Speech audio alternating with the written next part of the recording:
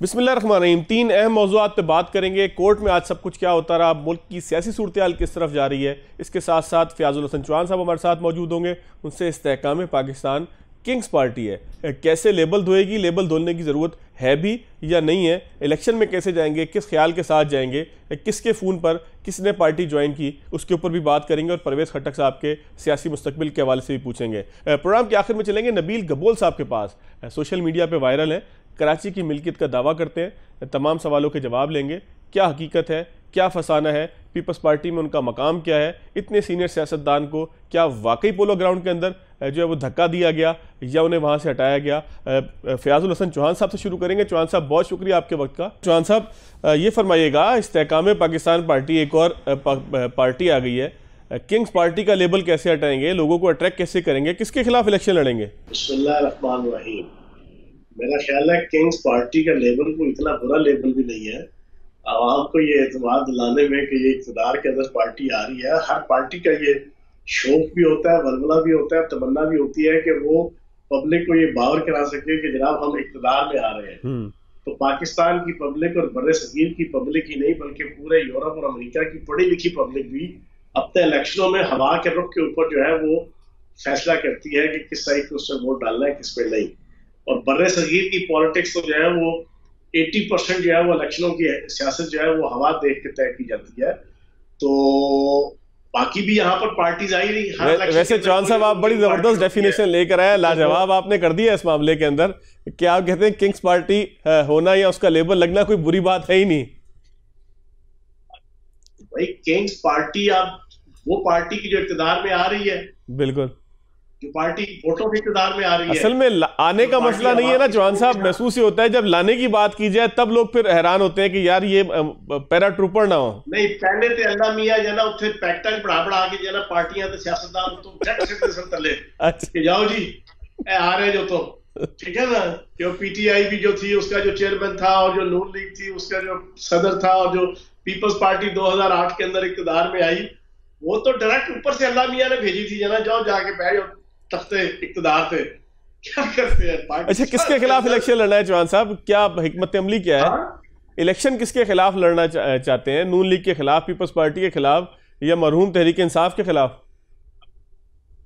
पहली बात तो ये है कि हमने ये पार्टी बनाई है वो पीटीआई के जिसको हम में से लोगों ने 5 साल से लेके 30-30 साल, 26-26, 28-28 साल दिए और उसको पाला पोसा, कुर्बानियां दे के, खून बहा के, पैसा लगा के। हमने जब 9 मई के वाक़े के बाद खुदकश हमला पार्टी के चेयरमैन ने अपने ऊपर भी और अपनी पार्टी के ऊपर भी करवाया, तो हमने उन तमाम दोस्तों की सियासत को बचाने के लिए ये प्लेटफॉर्म, सबसे पहला ऑब्जेक्टिव तो ये था कि वो तजर्बाकार पॉलिटिशियन के जो 5 साल से लेके 30, 35, 40 साल का वजारतों का और मुल्क चलाने का, सूबे चलाने का तजर्बा रखते हैं, उनको हम ज़ाया ना होने दें। हम उन्हें एक प्लेटफॉर्म पे इकट्ठा करें कि जो बासलाहियत लोग हैं और हम उन्हें इकट्ठा करके उनकी सलाहियतों को पाकिस्तान की तामीर, तरक्की और इस्तेहकाम की तरफ लेकर आए। पहला ऑब्जेक्टिव तो ये है। दूसरा, हमारी पार्टी में और पीटीआई में जमीन आसमान का फर्क है, रवैयों के हवाले से भी, एटीट्यूड के हवाले से भी, जेस्चर के हवाले से भी। हमारी पार्टी का चेयरमैन कतन भी फसाद फिल अर्ज की सियासत नहीं करेगा, कतन भी नरगसियत का शिकार नहीं होगा, कतन भी वो इस बात का ऐलान नहीं करेगा कि पाकिस्तान नौज़बिल्लाह माज़अल्लाह डूब रहा हो, पाकिस्तान की सॉवरेनिटी जो है ना वो स्टेक पे लगी हो, और वो वज़ीर आज़म की हैसियत से ये कहे या अपोजिशन लीडर की हैसियत से ये कहे कि मैंने अपोजिशन लीडर के साथ नहीं बैठना, मैंने वज़ीर आज़म के साथ नहीं बैठना, मैंने दूसरी किसी पॉलिटिकल पार्टी के साथ बैठ के पाकिस्तान को इन मजमूई हालात और वाक़यात से बाहर निकालने के लिए मैंने निगोशिएशन नहीं करनी, क्योंकि मेरे ईगो के खिलाफ है, मेरी जनाब शान के खिलाफ है, मेरी नरगिसियत के खिलाफ है। हमारी पार्टी का और हमारी जो लीडरशिप, जहांगीर तरीन साहब है, अलीम खान साहब है, उनका ये रवैया और ये एटीट्यूड आपको नहीं मिलेगा। हम एक पॉलिटिकल पार्टी के तौर पे तमाम पॉलिटिकल पार्टीज के खिलाफ, उनकी पॉलिसीज के खिलाफ जो हमें नजर आएगी कि मुल्क और कौम के खिलाफ है या उसके लिए फायदेमंद नहीं है, आवाम के लिए फायदेमंद नहीं है, उस पर हम तनकीद करेंगे, उसके खिलाफ हम जिद्दोजहद करेंगे। लेकिन जहां पर पाकिस्तान की सालमियत, पाकिस्तान की बका, पाकिस्तान की सॉवरेनिटी वो स्टेक पे लगी होगी, उस मौके पे हम हर पॉलिटिकल पार्टी के साथ बैठ के पाकिस्तान की बका के लिए जनाब हम निगोशिएशन करने, टेबल टॉक करने और बाहमी इकट्ठे होकर पाकिस्तान को उस मसले से निकालने के लिए हम हर किस्म का अमल करने को तैयार हो। अच्छा, परवेज खट्टक साहब सुना है पार्टी बना रहे हैं, उनको कोई नोटिस भी मिला है पीटीआई की तरफ से, वो कहते हैं मैं पीडीएम के मुखालिफ सियासत करूंगा। ये सारी खबरें इस वक्त ज़राए से हैं क्योंकि उन्होंने अपने मुंह से अभी तक कोई बात नहीं की, लेकिन नोटिस हमारे सामने आया है जो उमर अयूब साहब ने उनको जारी किया है कि आप पार्टी की जड़ें काट रहे हैं या पार्टी के खिलाफ लोगों को उकसा रहे हैं। तो आपके पास परवेज खट्टक की क्या खबरें हैं? क्या आपके साथ होंगे मुस्तकबिल में या उन्होंने अलग रास्ता अपनाया है, अलग जो है वो गाड़ी के ऊपर सवार होंगे? दो ऑप्शन है उनके हवाले से जो मेरी इंफॉर्मेशन, एक तो ये है कि पीटीआई के अंदर तो वो नहीं रहेंगे, ये तो बिल्कुल तयशुदा बात है, और पीटीआई के अंदर कोई भी आपको नजर नहीं आएगा। ये भी सुन लें, शाह महमूद कुरैशी साहब, ये मेरी जाती राय है और मेरी प्रेडिक्शन है, एक पॉलिटिकल परसेप्शन है, शाह महमूद कुरैशी साहब भी आपको वहां नजर नहीं आएंगे। असद उमर साहब का भी जनाब इंटरव्यू के बाद जिस वक्त हाल किया जा रहा है, वो नाम निहाद सोशल मीडिया की टीम और उनकी तरफ से ट्रोलिंग, वो भी बेचारे जनाब आप वहां पे अपनी इज्जत जनाब बचाने के रवादार नहीं रहे। कोई पॉलिटिकल लीडर, एमएलए, एमपीए, वजीर, मशीर, गवर्नर जो यहां पर मौजूद थे वो आपको नजर नहीं आएंगे अगले 2, 3, 4 महीनों के अंदर। क्यों? कि जनाब उनके ऊपर इतना प्रेशर है, उनके ऊपर हालात और वाकयात का इतना प्रेशर है। 9 मई का जो इंसिडेंट, खुदकश हमला और पार्टी का टाइटैनिक, जिस जनाब बर्फानी तोदे से जनाब जाके मारा है पार्टी चेयरमैन ने, उसके बाद कोई इस पोजीशन में नहीं है कि वो यहाँ पे सरवाइव कर सके। और ऑप्शन फिर 2 ही हैं परवेज खट्टक साहब के, या वो इस्तेकाम पाकिस्तान पार्टी पे आएंगे या वो केपीके की सतह पे शायद अपना कोई ग्रुप या अपनी कोई पार्टी बनाने की कोशिश करेंगे। इत्तला क्या है आपके पास? आपसे राब्ता हुआ है, आपके पुराने साथी उम्मीद है कि वो इंशाल्लाह इस्तेकाम पाकिस्तान पार्टी में आएंगे और उन जैसे बासलाहियत और उन जैसे तजर्बाकार बंदों की पार्टी को जरूरत है। अच्छा चौहान साहब, आपको क्या लगता है कि आपकी साबिक पार्टी पीटीआई उसको मरहूम कह सकते हैं या उसका कोई मुस्तकबिल है सियासत में? वो दोबारा इलेक्शन में हिस्सा लेंगे? क्योंकि इलेक्शन अब अगर हिसाब किताब से होते हैं, जो हिसाब किताब बना है उसके हिसाब से 2-3 महीने के अंदर अंदर जो है वो सारा नया काम एक शुरू हो जाना है इलेक्शन होने के बाद हुकूमतों का। तो क्या पीटीआई की जगह नजर आती है आपको पाकिस्तान की सियासत में आइंदा इलेक्शन में? देखिए, आपके हर सूबाई हल्के में, पंजाब और केपीके और सिंध और कराची के हर सूबाई हल्के में आपकी 1 से लेके 3 एफआईआर कटी हुई है। मैं नहीं समझता कि इन एफआईआर के होते हुए जो कि एस्टेब्लिशमेंट और जो कि अरबाब बस्तो कुशाद तय कर चुके हैं कि इन कल्प्रेट्स को, इन दहशतगर्दों को, और जिनके हवाले से उनके पास प्रूफ भी हैं, हर चीज का प्रूफ मौजूद है, उनके खिलाफ तादीबी कार्रवाई हो। तो यहाँ तो पीटीआई जनाब किसी गली मोहल्ले में ना कोई ओहदेदार नजर आ रहा है कि वो खुल के मूव कर सकता है इलेक्शन के अंदर। वो तो अपनी एफआईआर को भुगतते ही उनकी जनाब जिंदगी जनाब अगले 3-4 साल जो है वो अजाब में है। और जो 1 महीना, 1.25 महीना भी गुजरा है, फवाद साहब आप सोच नहीं सकते कि जो लोगों के घर तबाह हुए हैं। मेरे पर्चा है, कल मेरी पेशी थी, मेरी फिर अगली पेशी पड़ गई है। मेरे घर के 4 बंदे जेल भुगत के आए हैं, मेरे 2 भतीजे भांजे, मेरे बहनों जिनका कोई ताल्लुक नहीं सियासत से। घरों में लोगों की माएं, बहनें, बेटियां, बुजुर्ग खवातीन जेलों में है, जो बेचारे बहकावे में आके पीटीआई की लीडरशिप के, कोई जीएच2 पे चढ़ दौड़ा, कोई कमांडर हाउस चढ़ दौड़ा, कोई मियांवाली एयरबेस चढ़ दौड़ा, कोई आईएसआई के दफ्तर फैसलाबाद में चढ़ दौड़ा। वहां जाके उनसे जो जो गलतियां और हरकतें करवाई गई, खानदान तबाह है। जो पीछे बचे हैं वो जेलों में और कचहरियों में खजल हो रहे हैं। बिल्कुल ठीक, कोई पूछने वाला नहीं है, कोई वाली वारस नहीं है। अच्छा चौहान साहब, इन हालात के अंदर पार्टी कौन सा इलेक्शन लड़ेगी? चौहान साहब एक चीज बताइएगा, एक आखिरी मेरा सवाल है, आपको किसने दावत दी थी इस्तेकाम पाकिस्तान पार्टी में आने की? आप खुद आपने राब्ता किया था तरीन साहब से, अलीम खान साहब से? अपनी तमन्ना, अपनी ख्वाहिश, अपनी मोहब्बत, अपनी डिटर्मिनेशन, अपना इरादा और अपने हौसले की बुनियाद पे जनाब कोई दुख नहीं था कि इतनी मेहनत जिस पार्टी के लिए की वो पार्टी खत्म हो गई, नई पार्टी में जाना पड़ा? भाई वो हमने तो नहीं खत्म की ना, वो तो पार्टी चेयरमैन ने खुद जनाब वो टाइटैनिक डुबोया है ना। फयाजुल हसन चौहान ने तो नहीं खत्म की, ठीक हो गया, या जहांगीर साहब ने तो नहीं की, या अलीम खान साहब ने तो नहीं की। पार्टी को इस हालात तक मैंने तो नहीं पहुंचाया। जिस जिस लीडरशिप ने पहुंचाया है वो जिम्मेदार है, लेकिन हमने अपना रास्ता तो बनाना है। हम पॉलिटिशियन है, हमने अपने शहर की, अपनी आवाम की, अपने हल्के के आवाम की, अपने मुल्क की खिदमत करनी है। जब आपने पार्टी को दहशतगर्द बना दिया, जब पार्टी को वो काम करवा दिए इन मुहिब्बे वतन कारकुनों से और लीडरों से कि जो इजरायली मोसाद और इंडियन रॉ और इंडियन फौज और इजरायली फौज नहीं कर सकी पाकिस्तान के हवाले से और पाकिस्तान की फौज के हवाले से, वो आपने पाकिस्तान की सबसे मुहिब्बे वतन पार्टी और उसके सबसे मुहिब्बे वतन कारकुनान को और लीडरान को इस्तेमाल करके करवा दिया। तो उसके बाद रास्ता तो हमने लेना था ना, बीइंग अ पॉलिटिशियन। बिल्कुल ठीक है, बहुत शुक्रिया, यहाँ पे आए। बहुत शुक्रिया। फयाजुल हसन चौहान साहब हमारे साथ मौजूद थे। एक ब्रेक लेंगे, ब्रेक के बाद आगे की तरफ चलेंगे। ब्रेक के बाद खुशामदीद। इस्लामाबाद का हाल लेते हैं। आमिर इलियास राना साहब मेरे साथ मौजूद है। राना साहब बहुत शुक्रिया आपके वक्त का। राना साहब, क्या इस्लामाबाद में खबर है, क्या पीपल्स पार्टी और नून लीग के दरमियान कोई इख्तलाफ है? क्योंकि बिलावल भुट्टो साहब की जो असम्बली में तकरीर है वो तो ये शो करती है कि अगर कोई बात हुई थी माजी में तो बिलावल साहब उसको अब ख़त्म करना चाहते हैं। उन्होंने कहा इसाक डार मेरे अंकल हैं। इसके अलावा पीपल्स पार्टी की जो बॉडी लैंग्वेज थी आज, ख़ास तौर पर बिलावल साहब के जो अल्फाज थे, महसूस ये हुआ कि उनकी नाराज़गी उनकी तरफ से जो थी वो ख़त्म हो चुकी है, मामलात हल हो चुके हैं। लेकिन ज़का अशरफ और नजम सेठी का मामला भी सबके सामने आया। फिर सुना है चेयरमैन नादरा के ऊपर भी कोई इख्तलाफ था। तो है क्या दोनों पार्टियों के दरमियान सिस्टम? देखे भाई, बात ये है, मीडिया को भी चूरन बेचना होता है। जाहिर है कि दो बयान आ गए कि जी ज़का अशरफ की अपॉइंटमेंट पे मसला है, सैलाब के फंड्स का मसला है। ये तो भाइयों में, फैमिली में लड़ाई होती है चीजों पे, कोई ऐसा इशू नहीं है। और ये कोई इंतखाबी इत्तेहाद तो नहीं है, पीपल्स पार्टी और पीडीएम, इवन पीडीएम खुद इटसेल्फ वो भी इंतखाबी इत्तेहाद नहीं है। ये तो अपने मुखालिफ के खिलाफ इकट्ठे हुए थे और उसमें पहले पीडीएम भी पीपल्स पार्टी भी शामिल थी। वो निकल गई थी कि जब उनको फैजियाबी का डर हुआ तो वो सिंध गवर्नमेंट जाती नजर आ रही थी, तो वो वापस हो गए थे और फिर बाद में दोबारा इकट्ठे हो गए।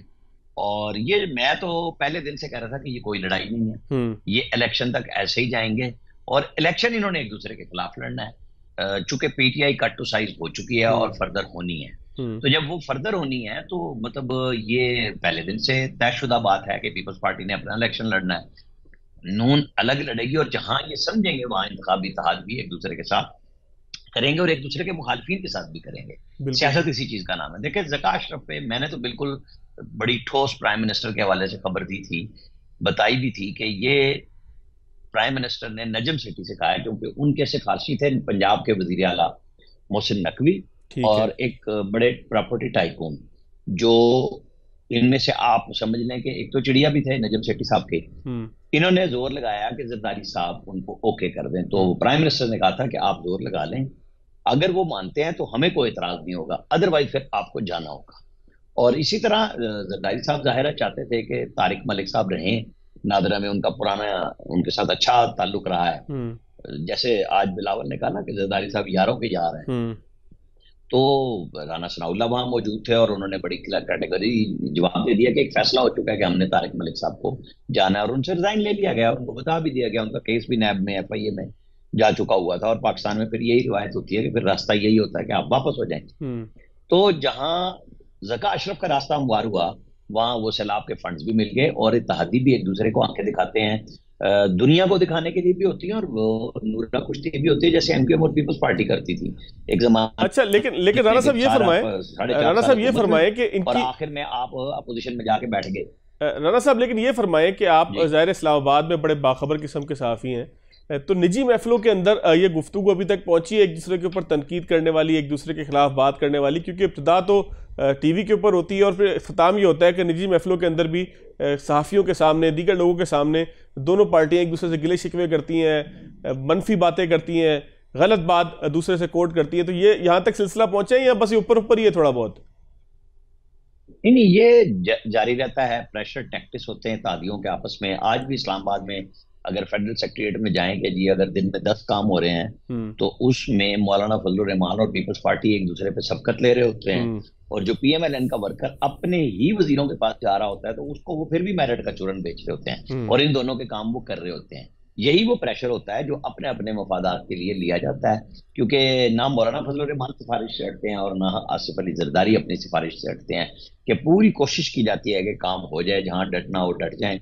तो आज उस सब का नतीजा लोगों को हैरत ज़दा किया बिलावल भुट्टो जरदारी ने ये कह के जासिर जरदारी यारों के यार हैं और इस वक्त हमारी पीएमएलएन के साथ दोस्ती चल रही है, अंकल एंड डार साहब, और बिल्कुल मैंने प्राइम मिनिस्टर जितना मेहनत करने वाला बंदा नहीं देखा। कि जाहिर है शहबाज शरीफ वर्क हैं और काम तो वो बिला मुबालगा हमेशा से करते आए हैं, लेकिन इस दफा चूंकि गवर्नमेंट के रिजल्ट्स अच्छे नहीं आए तो उनकी उस शख्सियत का जो पहलू था, जो काम करने का था, वो धुंधला रहा। कि इसलिए कि भाई महंगाई इतनी ज्यादा हो गई, मसाइल बहुत ज्यादा हैं, ऊपर नवाज शरीफ बराह रास्त मौजूद नहीं, ये सूबे में थे और डिलीवरेंस इनकी बेस्ट थी, तो उसकी वजह से इनकी शख्सियत के ऊपर खासे निशान आ गए कि जी आप तो जो पंजाब में इतना डिलीवर कर रहे थे, वो पंजाब स्पीड नाम डाल दिया चाइना की तरफ से और फलां हो गया और अब नहीं हुआ।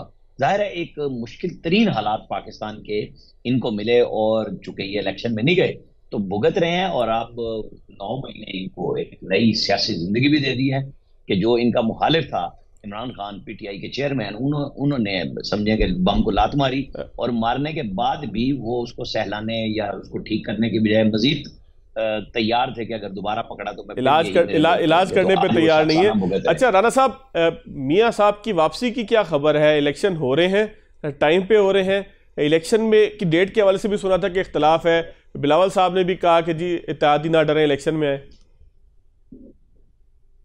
देखें ये सब एक दूसरे को कहते रहेंगे, मेरी इत्तला तो यही है कि पीएमएलएन ये फैसला कर चुकी है कि 12 अगस्त से 2-4 दिन पहले असम्बली तहलील कर दी जाएगी ताकि इलेक्शन नवंबर में हो और इंतखाबी अमल मौजूदा चीफ जस्टिस की मौजूदगी में बस ना होने के बराबर ही शुरू होने की तरफ जाए, ताकि उनको ये हो, क्योंकि एक बिल्कुल क्लैरिटी के साथ पीएमएलएन के वजीर और मौजूदा पूरा हुक्मरान इत्तेहाद मौजूदा चीफ जस्टिस पे अदम एतमाद का इजहार कर चुका है। आप पर हमारे सामने आके इन्होंने तकरीरें भी कर दी थी पंजाब की डेट के हवाले से। जब वो केस लगा तो ये सुप्रीम कोर्ट के सामने आ गए थे, कोई ढका छुपा इख्तलाफ नहीं है। उनका ख्याल ये है कि ये वो जब पनामा से शुरू हुए हैं लोग अब तक बैठे हुए हैं और ये उस वक्त की इस्टेब्लिशमेंट जो आज तो नहीं है इस्टेब्लिशमेंट वो वाली, उनके साथ मिलके इन्होंने हमें सजाएं दी और ये जज अरशद मलिक का केस भी सामने आ गया, उसको तो बरतरफ कर दिया और केस रिमांड नहीं हुआ।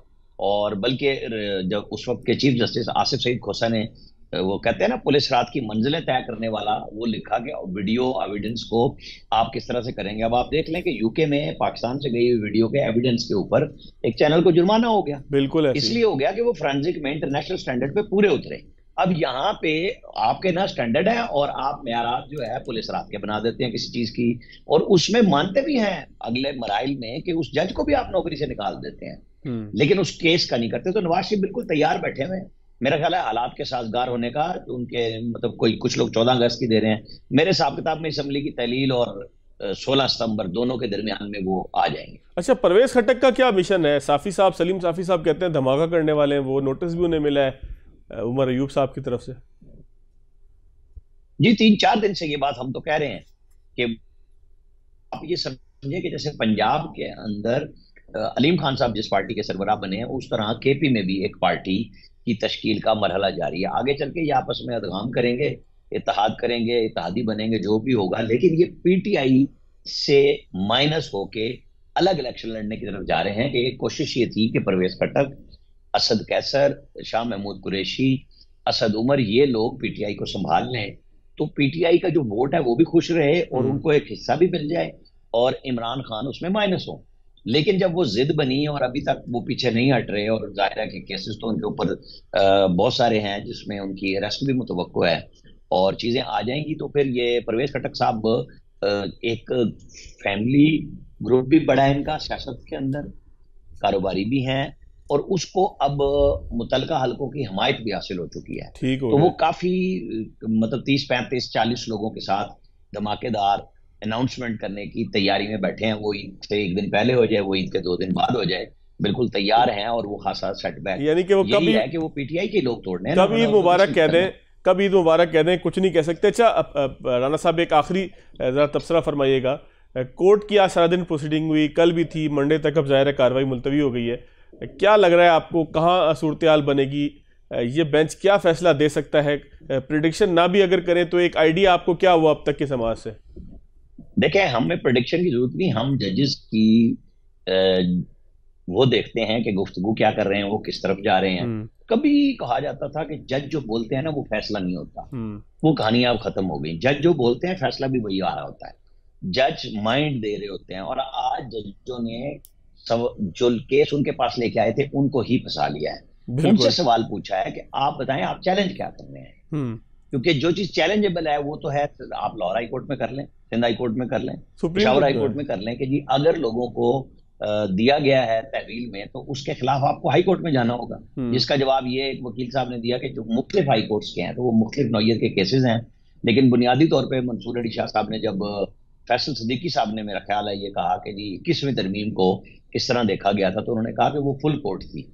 तो फिर फुल कोर्ट तो फिर 17 जजों पे मुश्तमिल है, और इस वक्त सुप्रीम कोर्ट में 15 है, और 16वीं जज जो इस वक्त पेशावर हाई कोर्ट की चीफ जस्टिस है मुसर्रत अली साहिबा, उनका प्रोसेस अप्रूवल के उसमें गुजर रहा है। तो 17 जज तो अवेलेबल ही नहीं है, और बंदयाल साहब की ख्वाहिश पे तो नहीं आई मुसर्रत अली, वो जस्टिस फायज ईसा ने उनको सीनियरिटी की बुनियाद पे कहा था कि इनको दिया जाए, तो ना उनके पास अब वोटों की वो बर्तरी है कि चीफ जस्टिस साहब अपनी मर्जी के मुताबिक 17वां जज अपनी ख्वाहिश के मुताबिक किसी कोर्ट से लेके आए, हाई कोर्ट से ले आए। तो नहीं लगता कि वो होगा। अगर इन्होंने फैसला नहीं देना हुआ तो ये फुल कोर्ट की तरफ चले जाएंगे, लेकिन बजाय ये लग रहा है कि ये जो कह रहे हैं ना कि मंगल तक हम फैसला करना चाहते हैं, क्योंकि बुध से छुट्टियां शुरू हो रही हैं, केसेस भी ट्रायल हो रहे हैं फौजी अदालतों में, तो ये जाएंगे कि जी अपील का हक होगा, और हम अपील का हक दे रहे हैं कि जिन लोगों को वकील भी मुहैया किया जाए, जो कि ऑलरेडी मिलिट्री की तरफ से भी कहा गया है, वजीर कानून भी कह चुके हैं कि न सिर्फ अपील का हक होगा बल्कि वकील का भी हक होगा। चलें, बहुत शुक्रिया आमिर इलियास राना साहब हमारे साथ मौजूद थे। मुल्क की सियासी सूरत-ए-हाल के ऊपर बात हुई। एक ब्रेक लेंगे, ब्रेक के बाद आगे चलेंगे। ब्रेक के बाद खुशामदीद। किस्सा यहाँ से शुरू होता है कि मेरे एक अजीज़ हैं, मेरे एक दोस्त हैं, नियो न्यूज़ में पहले एंकर थे, फिर वो पढ़ने के लिए Ivy League college Brown University के अंदर चले गए अमेरिका। वहाँ से वापस आए, हमारी गुफ्तगू हो रही थी जूनागढ़ रियासत के ऊपर। गुफ्तगू के दौरान ही मैंने कहा कि नबील गरबुल साहब का भी दावा है कि कराची एयरपोर्ट से लेके कराची के एक बड़े हिस्से के ऊपर उनके वालिद का मलकियती दावा था। इस तरह बात गुफ्तगू जब आगे बढ़ी तो मेरे पास इस जवाब को या इस लुकमे को साबित करने के लिए बहुत ज़्यादा एविडेंस नहीं थे। ज़ाहिर है बच्चा एक दुनिया की बड़ी यूनिवर्सिटी के अंदर पढ़ रहा है, उसने मुझसे ऐसे सवालात किए कि जिसका जवाब नबील गरबुल साहब ही दे सकते हैं, क्योंकि इससे पहले नबील गरबुल साहब उसको जब वो न्यू टीवी के लिए काम करता था तो इंटरव्यू दे चुके हुए हैं। नबील साहब, ठीक है, पोलो ग्राउंड के वाक़े के बाद ख्याल आया कि आपसे ज़रूर बात की जाए, लेकिन मेरे जहन में पहले भी था कि मैंने आपसे ये कंफर्म करना है कि आपका दावा, मैंने आपके ट्विटर पे भी देखा कि आपने एक कलेक्टर का एक डॉक्यूमेंट शेयर किया हुआ है कि जिसमें उसने आपके दादा को गालबन रोका इस बात से कि आप मज़ीद ज़मीन ना ख़रीदें, लेकिन ये दावा आपका बुनियादी तौर पर है क्या? सोशल मीडिया पर तो क्या सराहियाँ होती रहेंगी, तस्दीक आप ही कर सकते हैं। किस तरह आपका दावा बनता है कराची के एक बड़े हिस्से के ऊपर? देखिए जी, दावा नहीं है, ये हकीकत है। और हकीकत ये है कि जो मेरे दादा थे खान बहादुर अला बख्श गबोल और उनके वालिद खुदादाद गबोल, उन्होंने 1920 से जो है ज़मीनें ख़रीदना शुरू की कराची में। उनको शौक़ था कि उनके पास जो भी वो बिज़नेस में पैसे इनकम उनके होते थे तो वो कलेक्टर का, उस ज़माने में ब्रिटिश गवर्नमेंट थी, कलेक्टर जो थे कराची के वो नीलामी करते थे ज़मीनों की, तो वो जिस नीलामी में जाते थे और वहाँ सबसे हाईएस्ट बिड देकर ख़रीदते थे। उन्हीं दिनों में एयरपोर्ट की भी ज़मीन उन्होंने 1923 में ख़रीद ली थी, और फिर उसके बाद जो है एयरपोर्ट की 550 एकड़, और उसके अलावा फिर कोरंगी में तकरीबन 700 एकड़, इसी तरह पूरे कराची में गडाप तक, जहाँ पे आज बैरिया है, बैरिया टाउन, वहाँ तक जो है ज़मीनें खरीदी। फिर ब्रिटिश गवर्नमेंट ने बैंड लगा दी कि जी आप मज़ीद गवर्नमेंट ख़रीद नहीं सकते क्योंकि फिर कोई सरकारी ज़मीन नहीं बचेगा। जिस पर उन्होंने चैलेंज किया, जो लेटर मैंने ट्वीट किया है, वो उस ज़माने के जो कलेक्टर थे आरबी गिब्सन, उन्होंने जो है अपील को एक्सेप्ट किया और फिर दोबारा उनको अलाउ किया कि वो ज़मीन ख़रीद सकते हैं। अब ये कि देखें लोग, मेरे पास तो एविडेंस है, आज भी फॉर्म 7 मेरे पास है एयरपोर्ट का, और ये मैं आपके न्यूज़ में ये बताना चाहूँगा कि अब मैंने ये फ़ैसला किया है, चूँकि मैं काफ़ी सालों से लगा हुआ था ये जो एयरपोर्ट की ज़मीन को क्लियर कराने में, और सिविल एविएशन अथॉरिटी नाजायज़ कब्ज़ा कर रही है हमारी ज़मीन पे, और हमें कंपनसेशन नहीं दी है। 1936 में मेरे दादा को जो है इन्होंने कोई तकरीबन 1100 रुपये कंपनसेशन दी थी इस 550 एकड़ की। आज मैं ये क्लेम कर रहा हूँ कि जो एयरपोर्ट का रनवे है उस पर स्टे लगा दिया जाए ताकि एयरपोर्ट के ऊपर प्लेन्स की लैंडिंग और टेक ऑफ को रोका जाए जब तक पाकिस्तान की गवर्नमेंट जो है वो कंपनसेशन अदा नहीं करे गबोल फैमिली को। और इसी हवाले से मैं सुप्रीम कोर्ट से अनकरीब रुजू करूंगा। इससे पहले आपने अदालतों से रुजू किया गबोल साहब? हमारी प्रॉपर्टी पे जी, हाई कोर्ट में मैंने रुजू किया है, सिंध हाई कोर्ट के अंदर रुजू किया है। फिर इन्होंने सिविल एविएशन अथॉरिटी ने कोई तकरीबन 14 एकड़ हमें वापस कर दिए कि जी ठीक है, ये हमारे कब्जे में थी सिविल एविएशन अथॉरिटी की, वो 14 एकड़ उन्होंने हमें जो है वापस कर दी। और इसी तरीके से हमने कहा जी बकाया जो कंपनसेशन की अभी असल लड़ाई चल रही है कि वो कह रहे हैं कि हमने 1936 में कंपनसेशन दे चुके हैं। उस वक्त के 1100 जो है वो आज शायद 11 बिलियन है, लेकिन हम इस चीज़ को नहीं मानते हैं। आज भी जो कराची का एयरपोर्ट की ज़मीनें हैं, आप भी आज देख लें, आज उनकी अगर मार्केट प्राइस देखें तो 1 एकड़ तकरीबन 50 करोड़ का है वहाँ पर। तो फिर वो कहते हैं जी पाकिस्तान गवर्नमेंट के पास पैसे नहीं है। तो हमने कहा ठीक है जी, हम अपनी हुकूमत के लिए कुर्बानी देने के लिए तैयार है, पाकिस्तान के लिए कुर्बानी देने के लिए तैयार है। अगर पाकिस्तान की गवर्नमेंट के पास और वाकई पैसे नहीं है, ट्रेजरी बेंचेस खाली है, वो खुद जो है IMF से उधार मांग रहे हैं, उनके पास पैसा नहीं है, लेकिन एक्सेप्ट करें कि ये जो एयरपोर्ट की ज़मीन है ये गबोल फैमिली की है। बिल्कुल ठीक है नबील गबोल साहब, ये फरमाइएगा क्या हुआ था उस दिन पोलो ग्राउंड के अंदर? हमने तो एक आधा क्लिप देखा, ज़ाहिर है क्लिप देखने के बाद मैं ज़ाहिर है कि आपको तवील अरसे से आपके पॉलिटिकल जद्दोजहद को, आपके जो सियासी मामलात हैं, आपका जो ख़ानदानी ताल्लुक़ है, उनको हम वाकिफ़ हैं, इसलिए हमने उस क्लिप के ऊपर बहुत ज़्यादा गौर नहीं किया। लेकिन फिर सोशल मीडिया के ऊपर एक उबाल आया जिसके नतीजे में देखना पड़ा कि इस क्लिप में क्या हुआ है, क्योंकि एक शख्स आकर आपको हटाता है। हुआ क्या था बुनियादी तौर पर? नहीं जी, वो बिल्कुल क्लिप मेरे मुखालफिन जो थे, और अफसोस दुख की बात ये कि जो कैमरामैन थे वो हमारे इंफॉर्मेशन डिपार्टमेंट के ही, सिंध गवर्नमेंट के इंफॉर्मेशन डिपार्टमेंट के कैमरामैन थे। उन्होंने फौरी तौर पर हाफ एन आवर में वो जो क्लिप थी जिसमें चेयरमैन बिलावल जो कह रहे हैं बाद में हम बात करते हैं, और जो एक तप्पी का, जिस तरह हम तप्पी देते हैं यार बाद में बात करते हैं, तो उसको वायरल कर दिया गया। और जो असल जो थी वीडियो जिसमें चेयरमैन साहब मुझसे खुशगवार मूड में मिल रहे हैं, और वो ट्विटर पे मौजूद है अगर आप देख रहे हैं, और वो बात भी मुझसे कर रहे हैं। मैंने बिजली के हवाले से बात की कि लियारी के अंदर 16-16 घंटे बिजली नहीं है। लियारी के आवाम इस वक्त बहुत ज़्यादा परेशानी में है। ज़हनी जो है उनकी कैफियत ऐसी हो गई है कि वो फ्रस्ट्रेशन के और डिप्रेशन के शिकार हो गए, जिस पर चेयरमैन बिलावल ने इशारा किया। उनके साथ ही बैठे थे, उन्होंने इस तरफ कहा कि वज़ीर आला साहब को कि आप जो है इसके ऊपर एक मीटिंग कॉल करें। वो क्लिप नहीं चलाई। और मैं तो सिर्फ ये कहता हूँ जी, अगर सोशल मीडिया के मुखालफिन को ये शौक़ है, मेरे अब तकरीबन 1.5 लाख ट्वीट आए हैं मेरे ख़िलाफ़, मिलियंस में जो है मेरे इसको देखा गया, तकरीबन 20 मिलियन लोगों ने देखा गया। तो मैं सिर्फ इसका यही जवाब दूंगा कि अगर बदनाम नहीं होगे तो क्या नाम नहीं होगा। मतलब अच्छा वैसे गबोल साहब आपके ताल्लुकात कैसे हैं? आपकी बिलावल भुट्टो साहब बातचीत सुनते हैं, मिलने के लिए टाइम मिल जाता है? जब आप उनके साथ बैठते हैं तो कोई खिंचाव तो नहीं होता? जाहिर है कि जिस सीट से आपने इलेक्शन लड़ना है मैं उसकी तरफ भी आता हूँ, ये वही सीट है जहाँ से शकूर शाह साहब जीते थे, बिलावल भुट्टो साहब हारे थे, और ये वही सीट है जिसके ऊपर आपका क्लेम भी है कि आप इलेक्शन लड़ेंगे। तो क्या इस वक्त उनके साथ ताल्लुक कैसा है आपका? शायद आपको ये बात नहीं पता है कि मैं इस वक्त भी पाकिस्तान पीपल्स पार्टी का MNA का लियारी का टिकट मेरे पास है, जो बाई इलेक्शन हो रहे थे 25 सितंबर को। और वो 25 सितंबर को जो बाई इलेक्शन हो रहे थे इस्लामाबाद हाई कोर्ट में, ये फॉर्मर MNA जो है शकूर शाह गए और उन्होंने स्टे लिया कि इलेक्शन को रोका जाए। अब अभी तक जो इलेक्शन के शेड्यूल है वो अपनी जगह मौजूद है। इस्लामाबाद हाई कोर्ट ने सिर्फ जो है इलेक्शन की तारीख को रोका हुआ है, और वो किसी टाइम भी अनाउंस हो सकता है। अगर तो जनरल इलेक्शन देर से होंगे तो बाई इलेक्शन एनी टाइम हो। आज भी टिकट मेरे पास है, और आज भी मेरी ख्वाहिश है कि इमरान खान मेरे सामने इलेक्शन लड़े। मैं तो ये कहता हूँ कि जी, अगर मैं तो जनरल इलेक्शंस की बात कर रहा हूँ, जनरल इलेक्शंस में सबको लेवल प्लेइंग फील्ड मिलना चाहिए, किसी पार्टी को बैंड नहीं करना चाहिए, किसी सियासी रहनुमा को रोकना नहीं चाहिए। आप ओपन फील्ड दें सबको, ताकि मुकाबला हो, और मुकाबले के बाद जो कामयाबी होती है उसका अपना मज़ा होता है।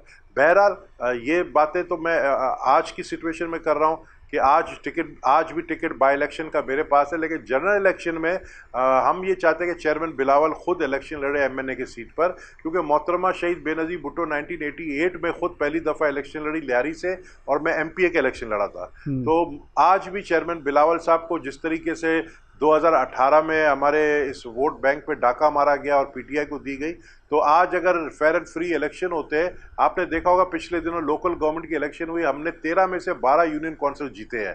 तो ऐसी कोई बात नहीं। मेरी ख्वाहिश है कि चेयरमैन बिलावल इस सीट से इलेक्शन लड़े। और मैं तो खुद भी कह रहा हूँ कि जी अगर कोई ये तासुर देना चाह रहा है कि मुझे नहीं पसंद किया जा रहा है, पार्टी की लीडरशिप शायद मुझे पसंद नहीं कर रही है, या जो भी सिचुएशन है, तो उस सिचुएशन से मैं परेशान नहीं हूँ ना। मुझे शौक़ है। देखिए, मैं 6 दफ़ा MNA, MPA, minister, deputy speaker बनाऊँ। मुझे इन चीज़ों का शौक़ नहीं है। मेरे लिए सबसे अहम चीज़ है इज़्ज़त। मेरी जिस तरह बेइज्जती कराने की कोशिश की गई सोशल मीडिया में, अगर ये हकीकत होती, आप यकीन करें, अगर ये हकीकत होती और वाकई मुझे चेयरमैन बिलावल साहब जो है इसी तरह धक्का दे देते, और चेयरमैन बिलावल मुझे जो दिखाया गया था कि उन्होंने मुझसे हाथ मिलाने से इनकार कर दिया, तो मैं चुपचाप घर बैठ जाता। और अभी भी मैं बहुत सीरियसली सोच रहा हूँ कि आजकल के सिचुएशन में, आजकल के सूरत हाल में सियासत मेरे बस की बात नहीं है। सियासत मतलब मेरा बड़ा जो है ना इस वक्त, मैं दिलग्रां समझे इसको, या मैं डिसअपॉइंटेड हूँ आजकल के पॉलिटिकल सिचुएशन के हालात के वजह से कि यहाँ पर क्या क्या नहीं हो रहा है। और आप अच्छी तरह समझदार हैं, आप समझ रहे हैं कि क्या क्या नहीं हो रहा है। तो लेकिन गबोल साहब, कोई सर्दमहरी का भी शिकार है पार्टी की मकामी क़यादत की तरफ से? आपको कोई जो है वो सर्द रवैये का शिकार होते हैं आप अक्सर? इस वक्त आपकी पार्टी में पोजीशन क्या है? क्या आसपास जो पार्टी की क़यादत, वज़रा, सिंध हुकूमत के वज़रा, ये आपके साथ ठीक नहीं है? देखिए, जितने भी सिंध के वजीर हैं, ये सब मेरे से बहुत ही ज़्यादा जूनियर हैं। मैं नाम नहीं लूँगा, सारे अपने बच्चे हैं। और मतलब जब मैं डिप्टी स्पीकर हुआ करता था, तो काफ़ी आज के मिनिस्टर ऐसे हैं जो मुझसे पास लेते थे सिंध असेंबली में बैठने के लिए। तो ये मेरे सारे बच्चे हैं, सारे जूनियर हैं, तो मुझे क्यों इज़्ज़त नहीं देंगे? और लीडरशिप से अच्छी मेरी सलाम दुआ है। अभी अनकरीब मैं प्रेसिडेंट जरदारी साहब से भी मुलाकात करूंगा। पिछले दिनों मैं अदी फरियाल से भी मैंने मुलाकात की है, और मुझे यकीन है कि अभी चेयरमैन बिलावल साहब से भी मेरी एक मुलाकात होने जा रही है कुछ ही घंटों में। अच्छा, ये फरमाइएगा गबोल साहब कि आपके पीपल्स पार्टी से जो इख्तलाफात हुए, आप MQM में चले गए, उसकी वजह जुल्फ़िकार मिर्ज़ा गैंग वॉर थी या कुछ और मामला था? नहीं जी, वो बिल्कुल गैंग वॉर थी। जुल्फ़िकार मिर्ज़ा ने जिस तरीके से गैंग वॉर पर हाथ रखा था, और लियारी के अंदर आपने देखा था कि लियारी एक वज़ीरिस्तान बन गया था। ऐसे हालात में जब मैं बार बार कहता था कि जुल्फ़िकार मिर्ज़ा को कंट्रोल किया जाए, लेकिन मेरी बात नहीं मानी गई, और उसका नुकसान पार्टी को बहुत बड़ा नुकसान पहुंचा है। 2013 में लियारी गैंग वॉर के जो नुमाइंदे थे उनको टिकट दिया गया। 2013 में किस तरीके से फोर्स किया गया, कराची के अंदर 10 सीटें उनको कहने के ऊपर दी गई, क्योंकि मजबूर हो गई थी पार्टी, क्योंकि जुल्फ़िकार मिर्ज़ा डैमेज करके गया था पार्टी को।